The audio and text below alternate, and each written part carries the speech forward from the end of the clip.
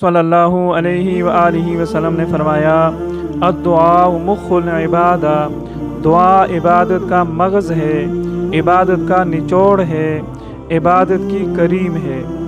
ایک حدیث میں فرمایا، لیس شیء اکرم علی اللہ من الدعاء، اللہ رب العزت کے ہاں دعا سے بڑھ کر اور کوئی چیز زیادہ پیاری نہیں۔ ایک حدیث میں فرمایا، لا يرد القضاء الا الدعاء ولا يزيد في العمر الا البر، کہ قضاء و قدر کے فیصلوں کو دعا کے علاوہ کوئی چیز ٹال نہیں سکتی، اور انسان کی زندگی میں نیکی کے علاوہ کوئی چیز اضافہ نہیں کر سکتی۔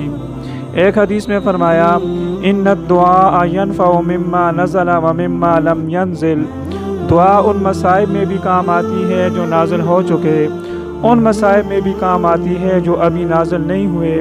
اے اللہ کے بندو، دعا کو لازم پکڑو۔